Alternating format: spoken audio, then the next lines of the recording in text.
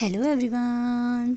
आज मैं एक्सप्लेन करने वाली हूँ एक न्यू कोरियन ड्रामा जिसका नाम है बोन अपीtit। तो ज़्यादा टाइम वेस्ट ना करते हुए शुरू करते हैं। कहानी की शुरुआत होती है जोसफेरा से, जहाँ सैनिक हमारी फीमेल लीड जिन को पकड़कर राजा लियोन, जो कि ड्रामे का मेल लीड है, उसके सामने पेश करने के लिए ले जा रहे थे। और जिन हमें बता रही थी कि यह सामने बैठा हुआ आदमी जो शियन का सबसे कठोर राजा है और खाने का बहुत बड़ा शौकीन भी था। यह जैसे ही सैनिक जियो को राजा के सामने पेश करते हैं तो दरबार के लोग लियोन से कहने लगते हैं, आपको इस लड़की को मौत की सजा देनी चाहिए और राजगढ़ की मर्यादा को फिर से कायम रखना चाहिए। ली हन कहने लगता है कि इस लड़की ने कल रात मुझे शाही खाना खिलाकर बहका दिया।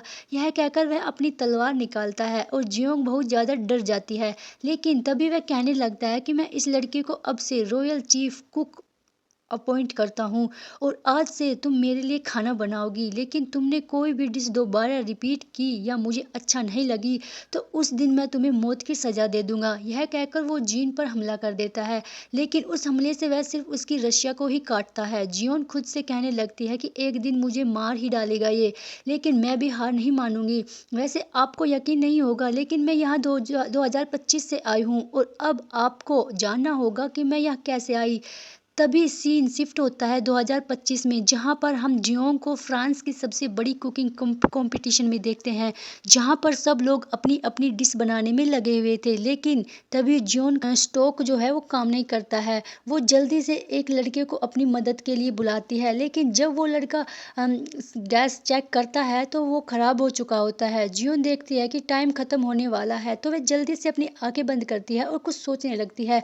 वो इधर उधर देखने लगती है, तभी उसकी नज़र सूखी घास पर पड़ती है, इसलिए वह जल्दी से उसे उठाकर उसमें आग लगाती है और उस पर मीट को ग्रिल करने लगती है। उधर सबकी डिशेस बनकर तैयार हो जाती है, लेकिन जियोंग जोन की अभी भी डिश बनाने में लगी हुई थी और फाइनली 1 सेकंड पहले उसकी डिश तैयार हो जाती है। इसके बाद सभी जजेस डिश को टेस्ट करते हैं। जब जियोंग की रेस्टोरेंट के जजेस को डिश बहुत पसंद आती है और इसी के साथ वे कंपटीशन जीत जाती है। अगले सीन में हम जियो को अकेले बैठे हुए जीत का जश्न मनाते हुए देखते हैं और वह अपनी ट्रॉफी को देख रही थी। अगले सीन में कोरिया जाने के लिए तैयार हो रही थी, अपने डैड से कॉल पर बात कर रही थी। वो खुश होते हुए अपने डैड को बता रही थी कि डैड, मैं 3 स्टार रेस्टोरेंट की हेड शेफ बन गई हूँ।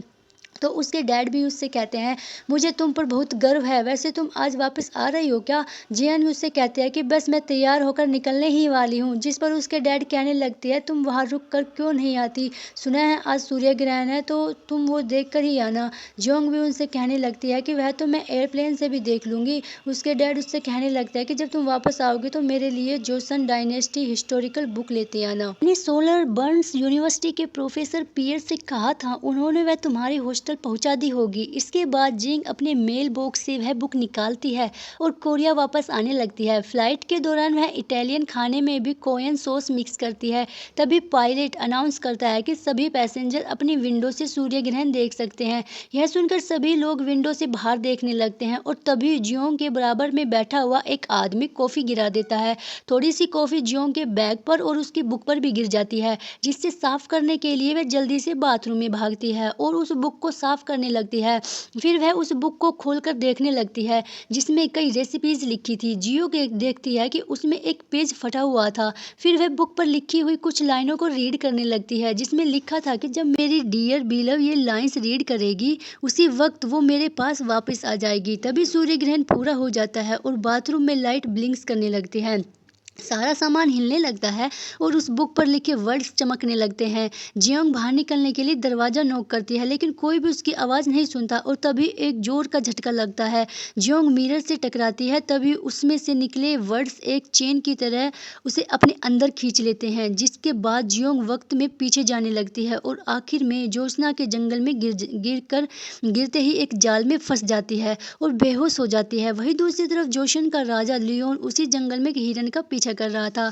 तभी वह अपनी आंखें बंद करता है और एक फ्लैशबैक को याद करता है, जहां किंग ली हान की मां को कहीं पर जबरदस्ती लेकर जाया लेकर जा रहा था और ली हान बहुत रो रहा था और यह सब होते हुए देख रहा था। यह सब याद करते हुए रियान उस हिरन पर एकदम ठीक निशाना लगाकर हमला कर देता है। फिर वह उस हिरन का गला भी काटकर उसे मार देता है और फिर राजमंत्री से कहता है कि अभी मुझे और शिकार करना है। राजमंत्री कहने लगता है कि महाराज, अंधेरा होने वाला है और पिछली बार जो बागी ग्रुप ने आप पर हमला किया वह आप पर फिर से हमला कर सकते हैं, इसलिए बेहतर होगा आप महल वापस लौट जाए। तभी कमांडर सोहेन कहने लगता है कि हरात से डरपोकों वाली बात मत करो। लोहान भी कहने लगता है आज तो बहुत खास दिन है, इसलिए शिकार तो करना ही पड़ेगा। वही महल में किसी रिचुअल की तैयारी चल रही थी और सभी लोग लियोन के आने का वेट कर रहे थे। वही एक लेडी राजमाता और लियोन की दादी को लियोन के बारे में बताती है कि वह अभी तक शिकार से वापस नहीं लौटा।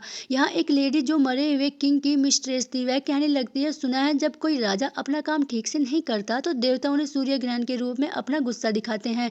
दूसरी मिस्ट्रेस कहने लगती है कि हालात को देखते हुए राजा को हिंसा से दूर रहकर सब्र से काम लेना चाहिए। तभी राजमाता उन दोनों को चुप करते हुए कहने लगती है कि तुम सबको अभी भी नहीं पता चला हमारे राजा किस तरीके के इंसान हैं। तभी लियोन की सौतेली माँ भी कहने लगती है, शायद इसकी वजह माकुंज है। सुना है कई स्कॉलर माकुंज के खिलाफ सजा की मांग कर रहे हैं और विरोध अब भी जारी है। तो मिस्ट्रेस कहने लगती है, वैसे भी माकुंज की वजह से हर दिन तमाशा होता रहता है। राजमाता, ऐसे वक्त पर आपको अपनी पावर का यूज करना चाहिए। राजमाता सोचने लगती है, लियोन को हटाई हुई रानी की कही हुई बात याद है? यदि तो वह वक्त था जब सब कुछ बदला जा सकता था। उधर लियोन अपने सैनिकों को अनाउंस करता है, जो भी योद्धा सबसे ज्यादा हिरन का शिकार करेगा मैं उसे आज इनाम दूंगा। शूयक उससे कहने लगता है कि महाराजा, मैंने सुना है जो भी सूर्य ग्रहण के रिचुअल नहीं करता तो उसे देवताओं का गुस्सा झेलना पड़ता है और शायद डायन भी यहाँ पर आ सकती है। तभी पूरे सूर्य ग्रहण की वजह से वहाँ पर अंधेरा हो जाता है और लियोन कहने लगता है कि यह सब अंधविश्वास है, मैं इन सब बातों पर यकीन नहीं करता। वही जियोंग को होश आता है और वह खुद को जाल में देखकर मदद के लिए आवाज लगाती है, लेकिन कोई भी उसकी आवाज नहीं सुनता। वह अपना फोन निकालती है लेकिन फोन में कोई भी सिग्नल नहीं था। तो वो याद करती है कि सोचने लगती है, कुछ घंटों पहले तो मैं एरोप्लेन में थी लेकिन यहाँ कैसे आ गई। इधर ली हान बैठा हुआ था, तभी उधर एक फोक्स आ जाती है और ली हान उसके पीछे ही भागने लगता है। उधर चियोन जाल से बाहर हाथ निकालकर नेटवर्क लाने की कोशिश कर रही थी। तभी एक तीर उसके पास से होकर पेड़ में जाकर लगता है, दूसरा तीर भी पेड़ में लगता है और वह अगला तीर आकर सीधा जाल की रस्सी को काट देता है और वह सीधे गिर जाती है। तभी एक और तीर उसकी ओर आता है और वो चियोन डरकर पेड़ के पीछे जाकर छिप जाती है और जोर से कहने लगता है कि तीर मत चलाओ, वो फोक्स उधर चली गई है। तभी वो लियोन को घोड़े पर आते हुए देखती है, उसके सामने आकर कहने लगता है कि मैंने कहा ना उस तरफ गई है। लियोन के कपड़े देखकर लियोन सोचने लगता है, इसके कपड़े काफी ज्यादा अजीब है। वो फिर से एक तीर से उसकी ओर निशाना लगाने लगता है, जिससे जियोन डरकर भागने लगती है, लेकिन लियोन भी उसके पीछे भागने लगता है और आखिर में वह दोनों एक पहाड़ी पर पहुंच जाते हैं। जियोन देखती है आगे रास्ता नहीं, अपने बैग से स्टन गन निकाल लेती है। ली हान भी अपने मन में सोचने लगता है कि इसकी शक्ल से लेकर पहना हुआ सब कुछ अजीब है, इससे हाथ में यह जादुई छड़ी है क्या। जिंग भी अपने मन में सोचने लगती है, लैंग्वेज से तो यह कोरियन ही लग रही है, शायद कोई नाटक कंपनी से है। जिंग उसे कहने लगती है, सुनो, अगर तुम्हें मेरे बारे में जानना है तो पहले मुझे अपने बारे में बताओ। जब मैं तुमसे कह रही थी कि उस तरफ गई है लोमड़ी तो तुमने मेरी बात सुनी क्यों नहीं। लियोन उससे कहता है, हाँ मैंने सुना था। तो जियोन उससे कहने लगती है, तुम पागल हो क्या, जब तुमने सुन लिया तो मुझ पर तीर क्यों चला रहे थे। लियोन तो उस पर फिर से तीर के निशाना लगाने लगता है और पूछने लगता है, तुम कौन हो, कोई जादूगर नहीं या भूत। जियोन कहती है, अरे मैं बस एक नॉर्मल इंसान हूँ, तुम्हें दिखाई नहीं देता क्या। लियोन उससे कहने लगता है, तुम बहुत चालाक बन रही हो, कौन कहेगा तुम एक नॉर्मल इंसान हो, तुम एक डायन हो या फिर एक भिखारी। जियोन भी कहने लगती है, हाँ सही कहा, जंगल में गिरने के बाद मेरी हालत एक भिखारी जैसी हो गई है, लेकिन तुम्हें क्या लगता है तुम नॉर्मल लग रहे हो। लियोन को तो सुनकर हैरानी से कहने लगता है, मुझसे तमीज से बात करो बेहुदा लड़की। उसकी बात सुनकर जियोन उसकी नकल करते हुए कहने लगती है, अब समझी, तुम एक्टर हो क्या, तुम लोग यहाँ पर हिस्टोरिकल ड्रामा शूट कर रहे हो। जियोन को उसकी एक भी बात समझ नहीं आ रही होती है, उसके बैग पर तीर मार देता है, जिसके बाद बैग पहाड़ी से नीचे गिर जाता है। यह देखकर जियोन को बहुत गुस्सा आता है और वह उससे कहने लगती है, जल्दी से घोड़े से नीचे उतर, तूने मुझे समझ क्या रखा है, मैं भी ताइक्वांडो में ब्लैक बेल्ट हूँ। तो वो उससे कुछ भी फनी एक्शन भी कर दिखाने लगती है। तभी लियोन तीर उठाने के लिए जैसे ही हाथ बढ़ाता है तो उसके तीर खत्म हो चुके थे। यह देखकर जियांग हंसते हुए कहने लगती है कि तेरे तीर तो खत्म हो चुके हैं, अब मैं पुलिस में तेरी रिपोर्ट करूंगी तो तुझे अंदर करवा दूंगी। तभी लियोन घोड़े से उतरकर अपनी तलवार उसकी तरफ करता है तो जियांग तलवार पर स्टन गन लगा देती है, लेकिन उससे उसे कुछ भी नहीं होता और ली हन स्टन गन को फिर नीचे फेंक देता है और उस पर हमला करने वाला होता है, लेकिन तभी एक आदमी दूर से लियोन पर तीर से हमला कर देता है और वह जियोंग के ऊपर गिर जाता है। जियोंग पहाड़ी की एज पर खड़ी हुई थी, इसलिए वे दोनों ही एक साथ नीचे नदी में गिर जाते हैं। अगले सीन में जियोंग को नदी के किनारे होश आता है तो वह लीन को देखने लगती है जिससे सच में तीर लगा था और उसका खून भी बह रहा था। यह देखकर जियोंग अपने स्कार्फ को उसके जख्म पर बांध देती है और अपनी पॉकेट को चेक करने लगती है जिसमें उसे सिर्फ वैसलीन मिलती है, इसलिए वह वैसलीन को ही लियोन के जख्म पर लगा देती है। फिर वह इमरजेंसी नंबर पर कॉल करने के लिए फ़ोन देखती है तो उसे याद आता है कि उसका फ़ोन तो उसके बैग में ही रह गया था। फिर वो लियोन के फ़ोन को चेक करने लगती है तो लियोन अपना चाकू निकाल कर कहने लगता है तुम इसे ही ढूंढ रही थी ना। जियोन डरते हुए कहने लगती है मैं तो बस एम्बुलेंस बुलाने के लिए फ़ोन ढूंढ रही थी। लियोन को तो उसकी एक भी बात समझ नहीं आती, उल्टा वो जियांग को गद्दार कहने लगती है। जियोन उससे कहने लगती है तुम्हें दिखाई नहीं देता, मैं ही तुम्हारी जान बचाई है, तुम्हारा खून रोका है। लेकिन लियोन तो फिर भी कहने लगता है उसके पीछे जरूर तुम्हारा कोई मकसद होगा, इसलिए अपना नाटक बंद करो डायन। तभी जियांग उसे एक किक मारती है जिससे वह चाकू नीचे गिर जाता है और जियांग उसे जल्दी से उठा लेती है और उससे कहने लगती है मैं जा रही हूँ, तुम मेरा पीछा मत करना। जैसे ही वह जाने लगती है तो लियोन उसके कहने लगता है वहीं पर रुक जाओ, यह जोशन के राजा का आदेश है। उसकी बात सुनकर तो जियोन हंसने लगती है और उसे इग्नोर करके जाने लगती है। जैसे ही लियोन उसे रोकने के लिए उसके शोल्डर पर हाथ रखता है तभी जियोंग उस पर चाकू से हमला करने लगती है और कहने लगती है यह मत समझना मुझे चाकू चलाना नहीं आता। वो लियोन को अपनी स्किल दिखाती है। वो लियोन सोचने लगता है पक्का यह एक डायन है। वो जियोंग से चाकू छीनने की कोशिश करता है और पूछने लगता है अपना नाम बता डायन। जियोंग चीखते हुए कहने लगती मैं डायन नहीं हूँ, मैं बस एक सैफ हूँ। लेकिन लियोन को तो सैफ वर्ड भी समझ नहीं आता और हाथापाई में वह चाकू दूर जाकर गिर जाता है। जियोंग अचानक से लियोन की आंखों पर मिट्टी फेंक देती है और लियोन उसका पैर पकड़कर जैसे ही चाकू उठाने वाला होता है तभी जियोंग पीछे से उसे किक मारकर गिरा देती है। लेकिन जैसे ही वह खुद को चाकू उठाती है लियोन उसकी ओर बढ़ता है और गलती से जिन का सर लियोन के सर से जा टकराता है जिससे वह गिरकर बेहोश हो जाता है। अगले सीन में हम देखते हैं जियोन ने लियोन को एक जगह पर बांध रखा था। जैसे ही वह होश में आता है तो खुद को बंधा हुआ देखकर कहने लगता है तुम्हारी हिम्मत कैसे हुई मुझे बांधने की, क्या तुम मेरे हाथों से मरना चाहती हो। जियोंग उसे कहने लगते दिखाई नहीं देता, बाजी मेरे हाथ में है, इसलिए अपना मुंह बंद रखो और खड़े हो जाओ वरना मैं तुम्हें यहीं पर बंधा हुआ छोड़कर चली जाऊंगी। उसकी बात सुनकर ली हान भी जल्दी से खड़ा हो जाता है और जियोंग एक कपड़े के सहारे उसे खींचकर जंगल की ओर ले जाने लगती है। अगले सीन में हम माकंजू नाम की एक लेडी को देखते हैं जो कि लियोन की मिस्ट्रेस थी।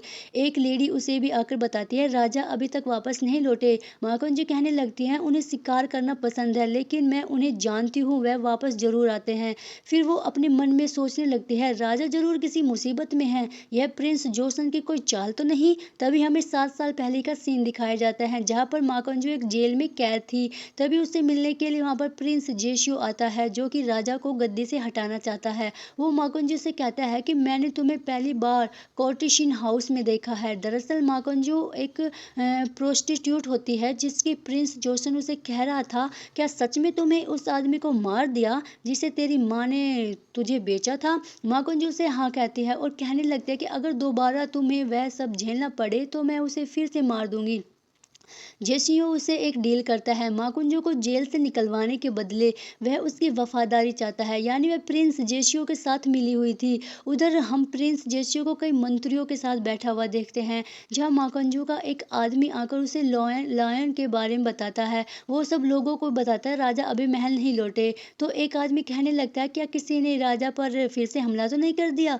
तो दूसरा आदमी कहने लगता है अगर यह सच है तो यह जरूर किसी लिटरेची पर्च के विक्टिम किम ने किया होगा। लिटरली पर्ज का मतलब है जोथियो नोरे में एक ऐसी सियासी सफाई जिसमें पढ़े लिखे विद्वानों को पावर के चलते सजा दी जाती थी, तभी उसे टॉर्चर किया जाता था, कभी एक्सरसाइज तो कभी मौत की सजा भी। यहाँ वो सब लोग उसी के बारे में बात कर रहे थे। वह कह रहे थे कि लिटरेटी पर्च के दौरान अनगिनत लोगों ने अपने गुरु दोस्त भाइयों को खो दिया था, जैसे हमने खोया था। प्रिंस जोशियान उन लोगों से कह रहा था कि हम सही वक्त आने का इंतजार कर रहे हैं। अभी का राजा अत्याचारी है, लेकिन इतिहास को चुनौती देना ठीक नहीं होगा। सही वक्त आने पर इस दुनिया को फिर से सही दिशा देना हमारी डेस्टिनी है। वहीं दूसरी तरफ लियोन और जियोन अभी भी जंगल में घूम रहे थे। लियोन जिंग से कहने लगता है, जाओ कहीं से मेरे लिए पानी लेकर आओ। जियोंग उसे कहने लगती है, एक बात तो ऐसे कर रहा है जैसे कहीं का राजा हो। लियोन उससे कहने लगती है, आखिर तुम समझ ही गई, मैं यहाँ का राजा ही तो हूँ। जियोंग को तो उसके पास यकीन ही नहीं होता, इसलिए लियोन उसे अपनी स्लीव पर बने ड्रैगन के निशान को दिखाने के लिए कहता है, लेकिन वो देखकर उसे हंसने लगती है कि तुम्हारा स्क्रू ढीला हो गया क्या? मुझे पता है ऐसे कपड़े 10,000 वॉन में 3 घंटे के लिए किराए पर मिल जाते हैं। लियोन कहने लगता है, मैं ऐसा क्या करूं जिससे तुम्हें यकीन हो जाए मैं ही यहाँ का राजा हूँ। जियोंगन भी उसे कहने लगती है, और ऐसा मैं क्या करूं जिससे तुम्हें यकीन हो जाए मैं एक सैफ हूँ। लियोंगन कहने लगता है कि तुम मेरे लायक नहीं हो, मेरे महल पहुंचकर मैं तुम्हारे साथ एक रात बिता लूंगा। और वह ऐसा इसलिए कहता है क्योंकि उसे लग रहा था जियोंग उसे खोल देगी, लेकिन उसकी बात सुनकर जियोंग उसके सर पर एक जोर से थप्पड़ मारती है और उसे कहने लगती है, मेरे साथ रात बिताएगा? तूने मुझे समझ क्या रखा है कि इस दुनिया का राजा बना घूम रहा है? जूनियर एक्टर कहीं का। उनकी नज़र एक घर पर पड़ती है जिन घर के बाहर जाकर आवाज़ लगाती है, तो लियोन वहाँ पर लगा फ्लैग देखकर कहने लगता है, अपना मुंह बंद रखो, अभी हम गमप्यो में हैं, यहाँ मैं शिकार करने आता हूँ, यहाँ कोई नहीं रहता। जियोंग कुछ याद आता है और फिर कहने लगती है, ओ अब याद आया, गमप्योंग क्या है? यही ने लोगों के घर तोड़कर अपना शिकार की जगह बनाई थी और अपने निशान छोड़ दिए थे, इसे गोम्प्यो कहते हैं। अब योन पूछने लगता है कि आखिर ये योन है कौन? शाही परिवार में तो ऐसा कोई भी नहीं है जिसे मैं नहीं जानता। जोंग उसे कहने लगते, खुद को राजा कहते हो और योन की तानाशाही के बारे में नहीं पता। वही जिसने एक बेईमान अधिकारियों को झोंग का इंस्पेक्टर बनाया, वह पूरे जोसन की लड़कियों को अपनी हवस के लिए बुलाया करता था। झोंग वर्ड सुनकर लियोन कहने लगता है, कहीं तुम मेरी बात तो नहीं कर रही हो? योन कहने लगती है कि अरे नहीं, वह तो सदियों पुरानी बात है और वह तो जोसन का तानाशाह है। लियोन उसे कहने लगता है, तुम ऐसा तानाशाह क्यों कह रही हो? जिस पर जियोन उसे कहने लगती है, वह मनमानी से राज करता था, शिकार के लिए अपनी ही प्रजा का घर उजाड़ता था और सारी लड़कियों को जबरदस्ती अपने पास बुलाता था। लेकिन वो कहने लगता है कि जंगलों में रहने वालों को तो दूसरी जगह बसाया गया था और तो सबसे ज़्यादा इज्जतदार काम है, ये तो सबसे ज़्यादा इज्जतदार काम है। जियोंग उसे कहने लगता है, इतना भड़क क्यों रहे हो? तुमने थोड़ी ना कुछ किया है, तुम्हारी बात ठीक है, लेकिन छियोंग वाली बात मुझे कुछ समझ नहीं आई, कोई ऐसा कैसे कर सकता है? लियोन उससे कहने लगता है कि एक राजा की ड्यूटी होती है वह अपना वंश आगे बढ़ाए और उसका राज्य बना रहे। वो ज़्यादा से ज़्यादा लड़कियों पर अपनी कृपा बरसाता था, इससे गलत क्या है? फिर वो वहाँ पर कुछ कपड़े देखते हैं जिससे वह पहन लेती है। तभी उनके किचन से कुछ आवाज़ आती है, तो जोन जाकर देखने लगती है। तभी एक लड़की उस पर झाड़ू से हमला कर देती है और कहने लगती है, तुम्हारे माँ बाप ने तुम्हें चोरी करना सिखाया है? मेरे कपड़े तो ऐसे पहनकर घूम रही हो जैसे खुद के कपड़े हो। जियोंग को उससे समझाने लगती है वह वहाँ कैसी आई, लेकिन उस लड़की को जियोंग की बात पर यकीन नहीं होता। वो लड़की जियोंग से कहने लगती है, तुम्हें इस जगह के बारे में कैसे पता? यहाँ राजा शिकार करते हैं। जियोंग सोचने लगती है लड़की भी उसी लड़की की तरह ही बात कर रही है। तभी जियोंग को एहसास होता है वह सच में जोसन एरा में आ गई है। इस लड़की को जियोंग के पेट से भूख की आवाज़ें आने लगती है। वह लड़की कहने लगती है, मुझे भूख लगी है, क्या तुम भी कुछ खाओगे? जियोंग उससे कहने लगती है, खाने के बाद तुम मुझे पहाड़ी पर ले जा सकती हो, वहाँ मेरा कुछ ज़रूरी सामान रह गया है, वो मुझे किसी भी हाल में चाहिए। वह लड़की कहती है, ठीक है। जियोंग उसे कहने लगती है, ठीक है, मैं तुम्हारे लिए खाना बनाऊंगी। इस वह लड़की जियोंग को अपने साथ स्टोरेज और खेतों में ले जाती है, जहाँ से वह सारा सामान इकट्ठा करती है और खाने की तैयारी में लग जाती है। जियोंग उस लड़की से उसका नाम और उम्र पूछती है। वो लड़की अपना नाम खिलदम और उम्र 18 साल बताती है। जिंग भी उससे कहने लगती है कि मैं उम्र में तुमसे बड़ी हूँ, इसलिए अब तुम मेरी सारी बात माननी होगी। कुछ देर बाद खाना भी तैयार हो जाता जाता है, जिस पर जियोंग वही सोच डालती है जो उसकी पॉकेट में रह गई थी। इसके बाद जियोंग खाना लेकर लिहोन के पास आती है, जिसके वह खाने से इनकार कर देता है और कहने लगता है पहले तुम खाओ। तभी वहाँ पर किल्दम भी आ जाती है, तो जियोंग उसके कान में कहने लगती है कि एक दिमागी मरीज है, इसकी बात का बुरा मत मानना। वो इस डिश को मिक्स करती है और एक बाइट खुद खाकर दूसरी बाइट लियोन की तरफ करती है। जैसे ही लियोन बाइट लेने के लिए आगे बढ़ता है तो स्पून में ज़्यादा खाना होने की वजह से स्पून उसके मुंह के अंदर ही नहीं जाता। वो जियोंग से कहता है कि तुम क्या कर रही हो, ठीक से खिलाओ। जियोंग एक छोटी सी बाइट बनाती है और ली ह्योंग क्योर करते हुए कहने लगती है, और मेरी राजकुमारी यह छोटी सी बाइट तुम्हारे लिए ठीक है ना। उसके बाद सुनकर ह्योंग कहने लगता है कि क्या कहा, छोटी राजकुमारी। लेकिन फिर वह जैसे ही बाइट लेता है तो उसे खाने में बहुत ज़्यादा मिर्ची लगती है। फिर वे जैसे उस खाने को खाती है तो उसे भी बहुत ज़्यादा मिर्ची लगती है। यह देखकर जियोंग को बहुत गुस्सा आता है और वह उन दोनों को सुनाने लगते हैं कि एक तो मैंने खाना बनाने में इतनी मेहनत की, ऊपर से तुम दोनों बकवास कर रहे हो। वह अकेले ही खाना खाने लगती है तो खिलदे मुझसे कहने लगती है कि पहली बाइट में तो मिर्ची लग रही है, लेकिन एक बार तीखापन चला जाए तो और खाने का मन करता है। वह दोनों मिलकर मज़े से खाना खाने लगती है और ली हान बस उन्हें देखता रहता है। यह देखकर जियोंग उसे फिर से खाना ऑफर करती है और इस बार ली हान खाना खा लेता है और इस बार उसे अच्छा भी लगता है। इस तरह से जियोंग उसे खाना खिला रही थी। यह देखकर लियोन को उसकी माँ की याद आती है, वह भी उसे इसी तरह से खाना खिलाती थी। यह याद करके उसकी आंखों में आंसू आ जाते हैं। वहीं दूसरी तरफ नदी के पास कमांडर सुयोक और सैनिक लियोन की तलाश कर रहे थे। पर जियोन और खिल्दम पहाड़ी पर जाने के लिए निकल रही थी। जियोन जाने से पहले लिहोन को सोते हुए एक ब्लैंकेट उड़ा देती है, तो उसे देखकर खिल्दम कहने लगती है, वैसे आप अपने पति का बहुत ख्याल रखती हो। इस पर जियोन कहने लगती है कि अरे यह मेरा पति नहीं है, चलो मैं तुम्हें सब कुछ रास्ते में बताती हूँ। जैसे ही वह नदी के पास पहुँचती है तो खिल्दिम जिंग के कहने लगती है, पहाड़ी पर जाने से पहले आप अपने बाल क्यों नहीं धो लेती, काफ़ी ज़्यादा मिट्टी लगी है। इसके बाद वह दोनों वहीं पर पानी से हाथ मुंह धो लेती है। वहीं दूसरी तरफ सुईहोक ली हॉन को ढूंढ लेता है, जिसके बाद उसकी रस्सियाँ खोल देता है, उसे साफ सुथरे कपड़े पहनने के लिए देता है। लियोन अपने सैनिकों से कहने लगता है कि जिन बागियों ने मुझे सताया और मेरी इंसल्ट की उन्हें जल्द से जल्द ढूंढो। वह उस जगह पर आग लगाकर आगे बढ़ जाते हैं। वहीं जियोंग और खिल्दिम को पूछ रही थी कि तुम यहाँ पर छिपकर क्यों रहती हो, जिस पर खिल्दिम कहने लगती है, असल में मुझे छियोंग नहीं जाना, वहाँ पर लड़कियों को इकट्ठा करके उन्हें महल लेकर जाया जाता है। जियोंग उससे पूछती है, फिर तो तुम्हें योन के बारे में भी जरूर पता होगा। लेकिन खिल्दिम कहने लगती है, वह कौन है, यह तो मैंने पहली बार ही सुना है। और यह एपिसोड यहीं पर कंप्लीट हो जाता है। Thanks for watching.